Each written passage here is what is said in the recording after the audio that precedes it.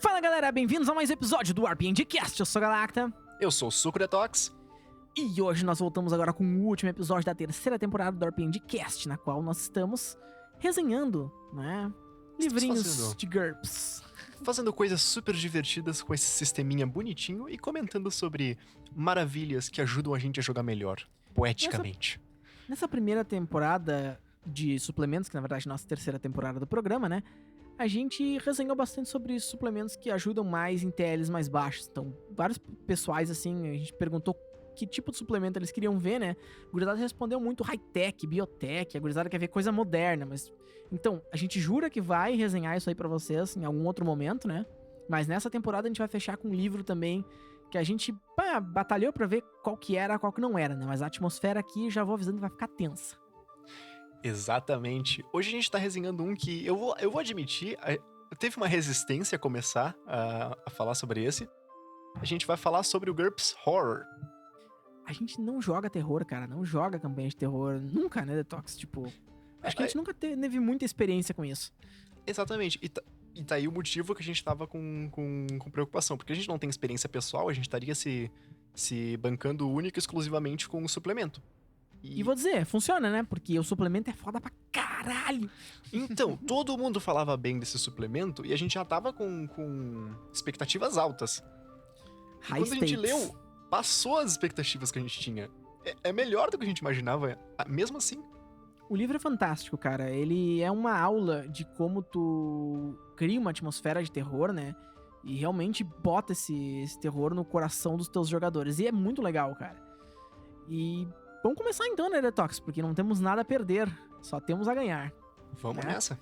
Primeiro falando do queridíssimo autor, o tal do Kenneth Haidt, né? Que é um cara que a primeira frase sobre ele no livro diz que ele acredita veemente que tem sido o primeiro cara que comprou Call of Cthulhu no estado de Oklahoma. Como se isso fosse algum tipo de, né... de gol, assim, de conquista. Bacana, tá, velho. Legal. O que isso prova? Que tu é muito fã de Call of Cthulhu e quando chegou a primeira versão, tu estava lá na loja pra comprar. Foi isso que representa. É a única coisa. Eu tô orgulhoso de ti. Parabéns. Tô orgulhoso de ti. Não, legal, cara. Parabéns. Eu sou o primeiro cara a criar um canal de RPG focado em GURPS do Rio Grande do Sul. Bom, parabéns, cara. Meus parabéns pra ti. Mas não é só ele que participou desse livro, não. Temos material adicional por vários outros autores, incluindo Peter Delorto. E quem? Eu quero ouvir esse nome. Sean Pallant. O Sean Pallant tá aqui, velho. Então vocês sabem, né? Vocês sabem. Vai ter templatezinho, é isso aí, gurizada. Mas aqui, cara, falando um pouquinho mais do Kenneth Haidt, o cara tem um baita de um currículo pra falar de terror, né, cara? Então ele já trabalhou, né, em muitas coisas, principalmente no GURPS Cabal, que é um livro que a gurizada conhece a full, assim, da terceira edição, né? A gurizada curte, então ele foi coautor desse livro. Também trabalhou em vários outros projetos que não só GURPS, como Vampiro, né, Deadlands, Vampiro Dark Ages, Call of Cthulhu D20, Vampiro o Requiem, Delta Green e uma cacetada de outras, cara. E criou o RPG Trail of Cthulhu, né? Que é um setting de Savage Worlds. Então, velho, fantástico. O cara, né, gravou. O cara escreveu uma cacetada de coisas de terror. Ele tem um gabarito grande pra escrever sobre o assunto. Só de ouvir o gabarito desse cara, a gente devia esperar que o livro era bom. Mas a gente foi pesquisar o autor depois de ler. Exatamente, não, mas a única coisa que a gente viu do autor antes de ler foi que ele era o primeiro cara que tinha comprado no estado de Oklahoma. Então, tipo, velho, por que eles começam com essa frase? Saca? Podiam começar com o resto, que é muito mais interessante. Mas enfim, o cara é foda e vamos tocar pro livro e parar de falar do Kenneth, né? Honestamente, os títulos desse livro são estranhos, mas eu gosto deles. No primeiro capítulo de Rag and Bone Shop, né? Um capítulo bem legal. Só que ele fala a premissa do terror, cara. É numa sessão chamada Embrace Your Fear. Isso é muito importante, cara. O jogador tem que querer sentir medo e criar atmosfera, porque essa é a premissa do terror. Tu sabe que aquilo não é real. Então, o jogador tem que colaborar ativamente pra manter essa atmosfera. Ele dá um exemplo aqui, ó. Tipo, ninguém precisa ser a garota que suicidamente entra numa cripta sozinha meia-noite de pijama. Mas seria muito mais divertido se tu fosse, porque tu estaria te colocando em risco e permitindo que o horror, né, que o terror tome conta da pessoa. Então é isso, cara. Afinal de contas, todo mundo tá indo já pelo menos sabendo que é uma campanha de terror. E ele, inclusive, dá uma ideia. Ele diz, se tu quiser surpreender os teus jogadores com uma campanha de terror, tu pode, por exemplo, dizer que é uma campanha de investigação e começar a colocar terror. Que aí o medo vai bater mais pesado. Perfeito. E uma vez que todo mundo já entenda que é uma campanha de terror, né, a atmosfera conjunta é necessária, cara. Tu precisa criar e querer estar aberto a sentir medo 100% do tempo, porque é isso que faz o guidance de um setup de terror. A gente tá falando de uma perspectiva de quem não joga isso, cara. A gente não joga terror, mas a gente foi convencido pelo autor. Simplesmente assim. O livro era super bom em explicar algumas características básicas de como o terror deveria funcionar, e não só isso. Ele dá dicas que eu diria que são úteis pra todo mundo, não só pra quem joga terror. Perfeitamente. Tem uma parte aqui, ó, que ele explica sobre os hooks de personagem, né? Que ele explica motivos para os personagens existirem, que tipo de arquétipos de personagem tu pode começar a seguir que se encaixam numa campanha de terror. Por exemplo, um cara que foi amaldiçoado na infância. Aí eles dão uma descrição do todo mundo conhece, né? Esse arquétipo clássico de terror, criança amaldiçoada. O classicão, né? Guilty Secret. O cara que cometeu um crime, matou alguém, enterrou essa pessoa atrás do seu quintal e o bicho volta pra assombrar ele, saca? É interessante. O mais legal é que eles pegam esses arquétipos de personagens de terror e eles colocam sugestões de vantagens e elementos do Basic Set que seria legal dar uma olhada pra ver se tu não quer colocar em um dos teus personagens. Como sempre, né, 99% das citações de livros, né, que os suplementos de GURPS usam são do próprio Basic Set. O que mostra como esse livro tem um poder de jogar qualquer campanha independente dos seus suplementos.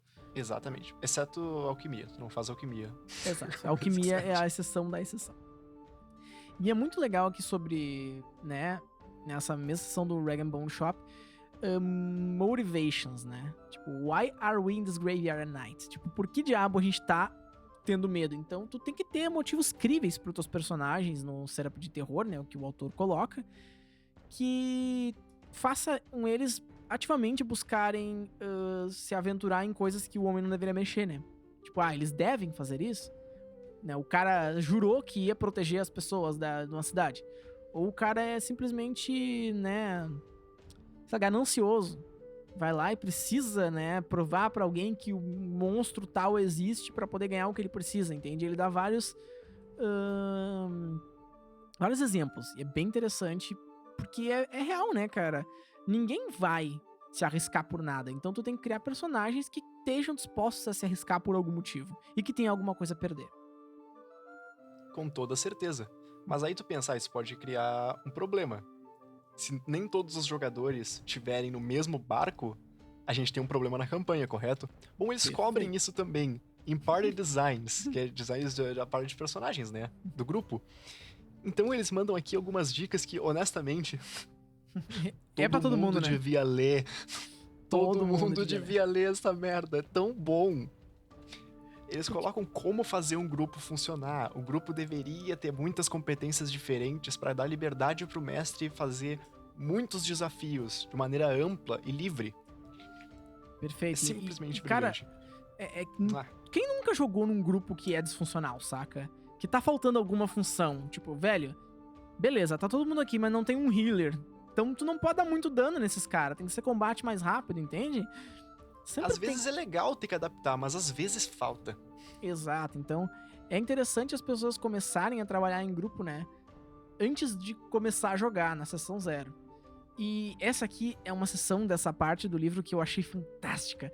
É diretamente pro merdeiro. Se tu conhece um merdeiro, ou é um merdeiro, a gente não vai admitir se for, mas é que se tu não conhece um merdeiro é porque tu é um merdeiro, não. Né? Ou tu pode ter conhecido só grupo bom, não vamos generalizar. Exato. Tem sempre isso. Então aqui, ó, mas tá ali. Aqui, ó, working with other players. Aqui basicamente te ensina que jogar contra os teus companheiros de aventura, né? Provocar intrigas dentro de grupo ou de grupos ou fazer coisas assim pode ser prejudicial numa campanha, qualquer que seja ela. Né? A não ser que isso construa uma narrativa interessante, não vale a pena, né? é sempre bom tu pensar que teu grupo, né, pode ir trabalhando em conjunto, te dar possibilidades de enfrentar desafios maiores. É muito legal, cara. É tipo, é uma aula de RPG, cara, não é só de terror. Mas como o terror é acredito que pelo terror ser um gênero extremamente denso e difícil de mestrar e atmosferizar, esse tipo de coisa se aplicando, né? O que tu faz bem no terror, tu faz bem em qualquer lugar, velho. Exatamente. Faz algum sentido que tenha tanto tutorial de como jogar RPG num livro feito especificamente pra terror, porque eu não consigo pensar num gênero de RPG mais difícil de jogar do que terror. Realmente, talvez um sandbox com uma história pesada, mas isso não encaixa muito bem. Um sandbox com uma história pesada pode estar em qualquer gênero, né? Agora, um sandbox com uma história pesada num setup de terror, aí tu é o cara. Aí tu é o mestre, velho. Aí tu é a pessoa mais mestrante da mestraria, né? Na verdade, tu é a mesa, né? Porque a mesa tem que ser muito boa toda. Exato, né? Isso não tá sempre dentro das costas do mestre, a gente gosta de dizer isso. E esse livro exemplifica muito bem, porque ele tá toda hora citando, cara, os jogadores têm que fazer o papel deles, senão o terror não funciona. Isso é muito legal, cara. Muito legal Só o jogador que faz uma piada quando o mestre tá descrevendo o monstro, tu pode sair da mesa. Tu acabou com a mesa, porque tu tá descrevendo o monstro é pra tu ter medo, não é pra te dar risada, né? Então, complicado. Aí a gente segue aqui... traits, né? Exatamente. A gente segue aqui com algumas vantagens. E como sempre, quando eles botam vantagens em livros, adivinha só. É só citando de volta pro Basic Set e descrevendo. Aqui eles colocaram vantagens interessantes para campanhas de terror. E, a parte que todo mundo gosta de ver, no finalzinho eles colocaram novas vantagens. Mas tem coisas legais nessas vantagens só para vocês saberem que não são só citadas, mas elas têm novas ampliações, restrições especiais das vantagens que eles citam no final que não tem no Basic Set. Então, algumas delas são interessantes. Exatamente. Aí a gente tem aqui novas vantagens, como reserva de energia, ou Leech, que é, tipo, sugar sangue pra vampiro e... lesmas, enfim. Acho que só tem essas duas, né? E de desvantagens tem ataque de pânico, né? Que é sempre legal. E aqui, mas é legal, são as novas limitações que eles colocaram. São só duas, que é Corrupting, né? Que é tipo, pensar em um poder que corrompe o usuário. Interessante. Mas a mais legal aqui é Terminal Condition. Essa aqui eu achei fantástico, cara. Que, sabe, eu fico sempre imaginando uma rima infantil, né? O que é o Terminal Condition? É uma condição simples que o teu inimigo pode usar contra ti, ou que tu pode usar contra o monstro que tá atacando o jogador, né? Que vai fazer com que o poder da fonte cesse, né? Então, eu sempre imagino uma riminha infantil, alguma coisa assim bem simples, que faça um poder terrível parar. Sei lá, uma rima que o fantasma lembrava de quando ele era criança e ele simplesmente fica paralisado. E os poderes dele não funcionam mais, saca? Como falar o nome da mãe do Batman, digo... Que horror. Mas enfim, o mais divertido dessa perk é pensar em Dora Aventureira. Porque, sabe o raposo? Se você já viu Dora Aventureira, raposo, não roube! Se o poder do raposo não pegue! Se o poder do raposo tivesse Terminal Condition, ele não poderia roubar. E eu acho que tem, né? Porque ele não rouba às vezes. Ele tem, porque sempre que ela fala raposo não pega, ele não pega. Então adivinha só. A gente pode fazer uma ficha do raposo em GURPS. Meu Deus do céu, cara. GURPS tá sempre me surpreendendo. Nossa.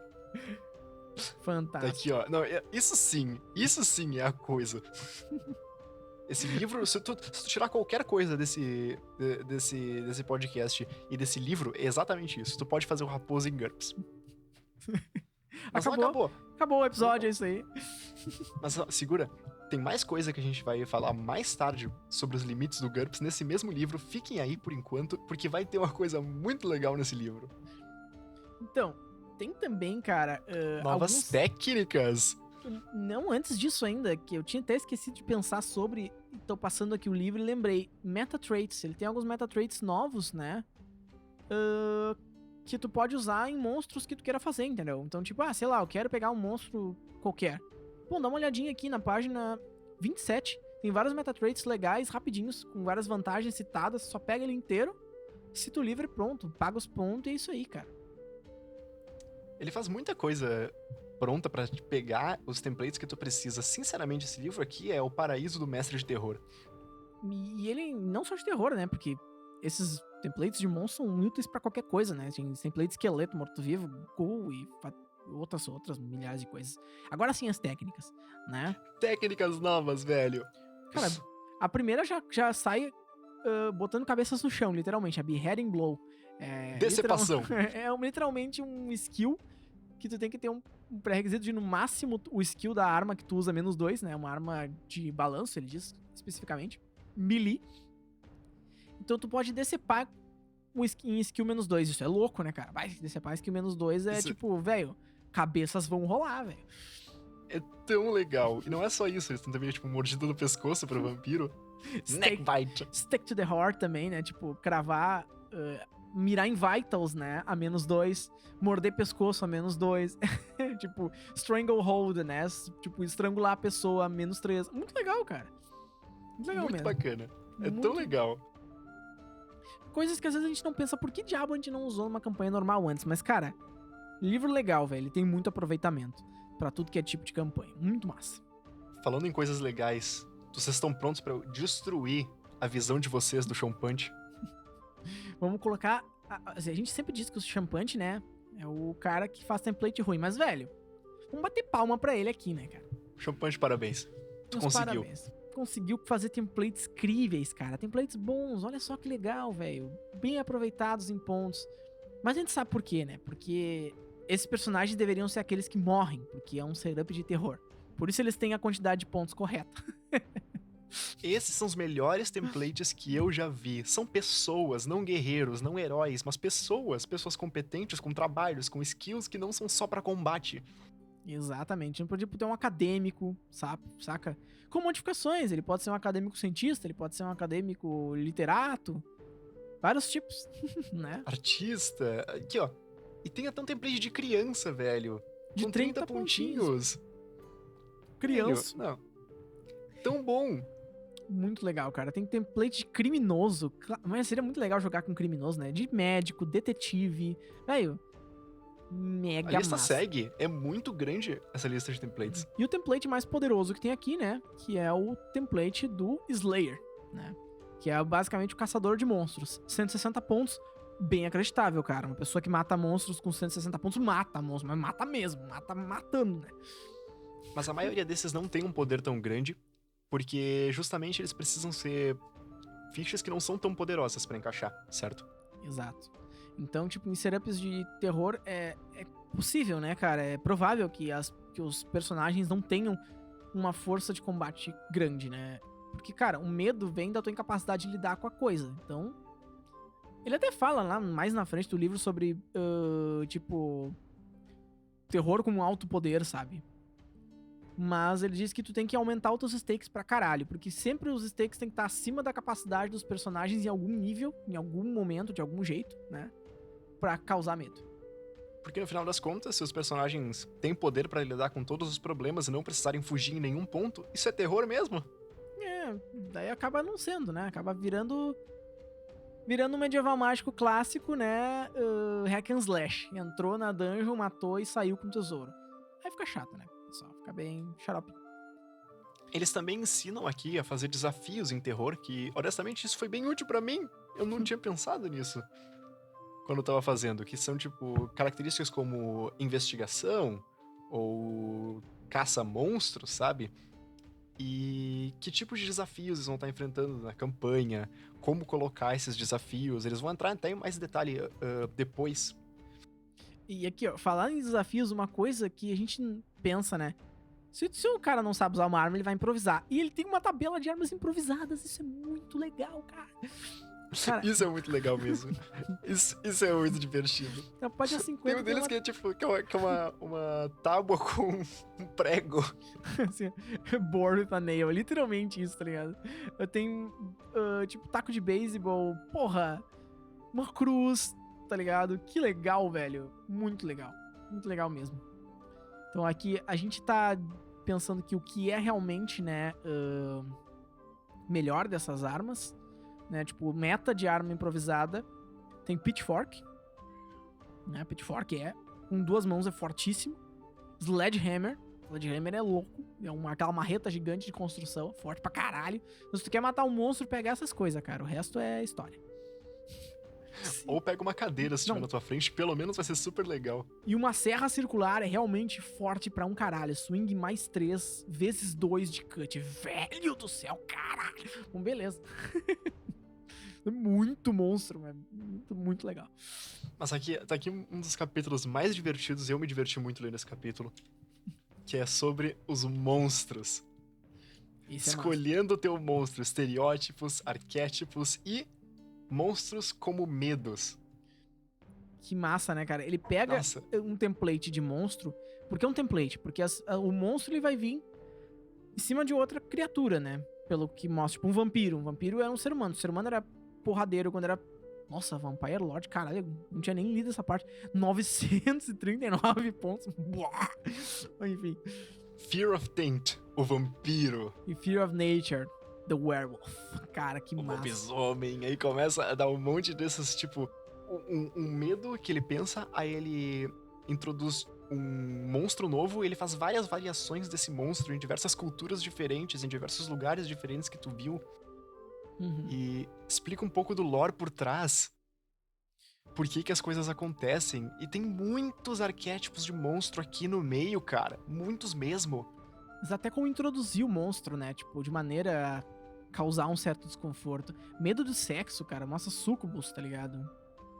Uhum, o vampiro sexy. O vampiro sexy. O vampiro romântico também, né? Tem Psycho Killer. Serial Killer. É o medo da loucura, né? Que é o mais pé no chão. Em vez de monstros, tu tá fazendo terror com pessoas. Evil Clown. Bah, que louco. Medo do palhaço maligno. Que legal, velho. Medo de mutilação. E em medo de mutilação, pessoal. Vamos lá, né? Deem as mãos. A gente fez um meme idiota há muito tempo atrás. Meu personagem de GURPS é um pão que se leva com Magic Hand. GURPS fez um cérebro sem corpo. Que pode controlar a tua mente, com licença. Pera, eu juro. É importante. Vocês não estão entendendo. Um cérebro sem corpo. ST0. Ele não tem força. Que maligno isso, cara. E Q mais 3. Ou seja, ele tem 13 de Q. No mínimo. 0 de força. Se ele era, sei lá, um Einstein quando tava morto, ele pode ter um IQ supra alto. Ele tem poderes psíquicos. É um cérebro. Só um cérebro. Com poderes psíquicos. Ele tem 3 de vida. Mas não é tipo aqueles monstros cérebro do D&D que pulam. Esse aqui não pula. Ele é tipo um cérebro estático. Ele tá parado. Ele não faz nada. Ele só se levita, tá ligado? Isso é um cérebro autossuficiente. Eu acabei de perceber que ele tem vontade mais 4, com IQ mais 3 normal. Então esse bicho por default tem vontade de 17. É difícil tu né, resistir ao cérebro, velho. Tá aí o cérebro. É muito bom. Não tem limites nessa merda de sistema. Eles fizeram uma ficha de um cérebro sem corpo que se leva telepaticamente. Aqui tem também um template de Cthulhu, né? De 1342 pontos. Só isso. Achei fraquinho. ST mais 40, coisa mais linda, né? Gigantesco, absolutamente enorme. O size modifier mais outro é o Cthulhu, porra. Ele é gigante. E como é que tu mata alguma coisa de 1342 pontos? É difícil, mas tá aqui ele, ó. Coisa linda, né? Não mata. Se ele apareceu, tu já perdeu. Exato, né? É feito para não matar. Mas massa, cara. Tem outras coisas interessantes, tipo o Homem de Preto, né? O medo do Estado. Quem tem medo do Estado, tá ligado? Ah, velho, tem muitos. E, jura, essa lista segue e segue e segue. Só segue. E segue. Só segue. É muito grande. Tem templates de personagem, tem monstros diferentes, cada um deles associados a um medo. É muito bom, eu recomendo bastante. É muito divertido também de ler. Leiam, então, esse capítulo 2 que é fantástico, cara. Muito massa mesmo. Bem massa mesmo. E agora, vamos passar para o meu capítulo preferido. Dark Theaters, capítulo 3. bem Dark narrativo, Leaders. né? Bem narrativo. É o capítulo da narrativa, por favor. Ele explica tamanho da campanha, se vai ser uma one shot, se vai ser uma campanha estendida. Ele usa esses termos, inclusive.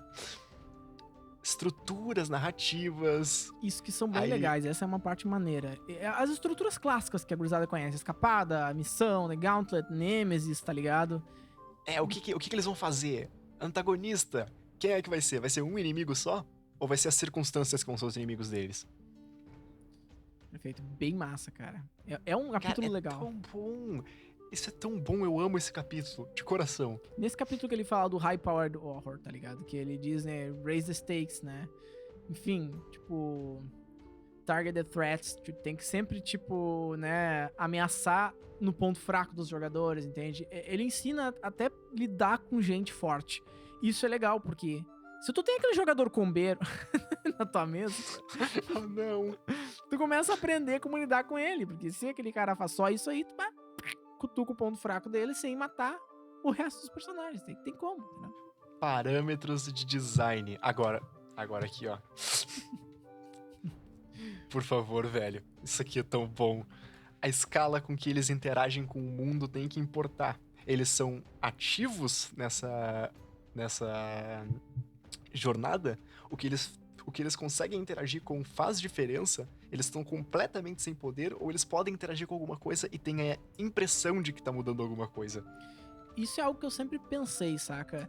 Eu acho muito interessante quando a gente joga RPG de uma campanha heróica, né? Sei lá, jogando. Pensa em jogar um medieval mágico classicão, né? É legal tu poder ser significativo, porque é uma campanha heróica, entende? Agora, no terror, a gente pega um panorama oposto, né? É mais interessante tu não ter poder, tu estar à mercê. Porque isso gera medo. Quer dizer, eu acho que o legal do terror é o medo. Não sei se eu tô errado. Eu não sou um jogador de terror. Agora, jogar terror pra não sentir medo parece... Por que tu tá jogando terror? É, exato. Por que tá jogando terror? Vou jogar outra coisa, sei lá. Pra mim, né? Eu tô... Então, falando em, né, o terror é essa questão de sentir medo, né? Exatamente isso que fala o próximo capítulo, né? Que o Ominous Feelings Gathering Shadows, né? Os nomes são ótimos, né? O que faz o terror diferente de tudo? É a primeira coisa que ele fala. Que tu tem que provocar emoções genuínas nos seus jogadores, né? E que eles têm que se interessar por medo. Então tu vem no medo. O que causa medo? Incerteza, né? Isolamento. Ele fala de diversos tipos de coisas que podem causar medo nas pessoas, né? Então, ele vai falar de tipos de terror, né? Estilos de terror, bem pensando em literatura, né? Tipos de... Ele também vai falar de tropes muito usadas no cinema, tipo a casa abandonada. Exato.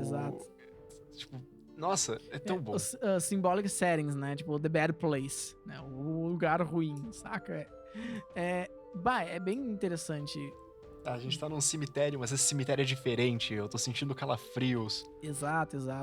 Ele fala de pacing, né? Atmosfera. Esse é um... Eu acho que ele ensina... Os outros eram dicas mais gerais pra qualquer tipo de RPG. Aqui ele tá ensinando como setar terror, velho. É sobre isso que tem. Que é esse capítulo. É terror. É como tu faz pra, né... nossa, First Blood, olha que legal, tipo... ele usa o termo, né, de First Blood pra a primeira morte, ela tem que ser interessante. Como tu builda pavor nos teus jogadores, é bem legal, cara.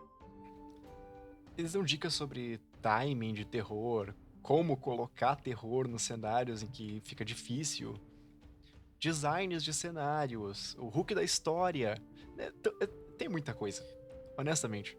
E no finalzinho desse capítulo, né, tem uma regra pra fright checks múltiplos que eu acho interessante, falando de mecânica um pouquinho, né, que, pô, fright checks, eles têm que estar sendo feitos muitas vezes, né, em uma campanha de terror, acredito eu. Então, é legal porque ele mostra regras que podem, tipo, fazer acúmulos de fright checks pra, né, tipo, geralmente eles não são, né, acumulativos, mas nesse caso tu pode criar uma regra, tem uma regra aqui que permite que eles sejam, o que faz mais interessante, a pessoa vai enlouquecendo mesmo de tanto terror que ela sofre, né? Exatamente, porque no final das contas, medo tem muito mais de um efeito negativo. Aí a gente tem o quinto e último capítulo, Tales to Terrify. Esse é E massa. aqui, que seria disso se não fossem alguns templatezinhos, um micro bestiário? Não, nem templates, né? São realmente fichas de monstros que tu pode usar. O que ele faz aqui? Ele dá, tipo, ideias de campanhas. Por exemplo, uma campanha de piratas de terror. Tem monstros e pá. Ele dá uma descrição de como a campanha acontece, personagens, variações de coisas que podem acontecer, o pirata cinemático, e aí ele começa a dar alguns monstros de sugestões que podem aparecer. Por exemplo, aqui na página 152 tem a ficha do Homem-Macaco. Vem o Homem-Macaco correndo atrás de mim. É realmente um Homem-Macaco. Então, cara, tem muitos. Um polvo gigante, Sea Serpent, que pode ter até 200 de força. Caralho, 200 de força. Meu, é o bichão. É o bruxo. Que Cthulhu que é, meu? Esse bicho aí com 200 de força. O Cthulhu tem 40 ali, segundo né, o template, mas enfim, né? Cthulhu Quem é Cthulhu? Quem é Cthulhu? Nunca vi. Serpente marinha de 200 de força, comedora de mundos. E pra terminar, né? O cara faz aqui uma mini campanhazinha, né? Que ele seta aqui, chamada Blood in the Craters. Eu não vi muito bem, mas parece interessante. Né? Faz essencialmente a mesma coisa que ele fez com o Mar. Exatamente. Com algumas fichinhas, com algumas ideias, com alguns personagens. E, desculpa, eu disse que esse era o último capítulo, tem mais um capítulo muito importante. Blasphemous Lore. Lore blasfêmico, é só a bibliografia. Mas eles botaram o nome Eles chamaram de maneiro. lore blasfêmico e colocaram a bibliografia. Então, cara, basicamente, esse aí, né, o Super GURPS Horror, da 4ª edição. Muito legal, cara. A bibliografia dele é extensíssima. Ele usou muitas coisas, até jogos, né? Velho, de tudo. Eu posso dizer que eu garanto que eu vou voltar e ler esse livro quando eu precisar de algumas ajudas. Perfeito. O livro é muito bom, cara. A gente recomenda fortemente ele. Nos surpreendeu positivamente a qualidade, né, desse suplemento. Cara, super indicado, cara. E a gente não joga, isso que foi mais legal, né? Eu e o Detox, a gente não é jogador de terror. Nunca. A gente queria começar a fazer uma campanha de terror, mas tem com calma. A gente começou a ler esse livro por indicação das pessoas e, caralho, velho. É muito bom. E aí a gente tem que levantar aquele ponto importante, né, Detox? Por que as pessoas que jogam GURPS jogam terror? Não é porque não der pra jogar outras coisas. Terror é melhor. Compara a qualidade do suplemento, velho. Compara. Pega um suplemento de Dungeon Fantasy GURPS. É uma porcaria. Se tu pegar esse suplemento aí de terror, tu vai ver que qualidade de suplemento, né, velho? Pô, muito mais apoiado, né? Jogar GURPS em TL3 é heróico.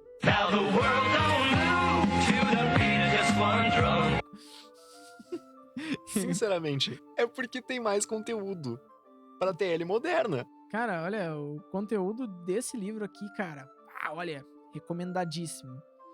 Não joga RPG, quer entender um pouquinho de RPG, dá uma lida nesse livro, velho. Esse livro tem dicas preciosíssimas pra qualquer pessoa que queira realmente, né, aprender a mestrar melhor, a jogar melhor, não só como mestre, como jogador também, velho.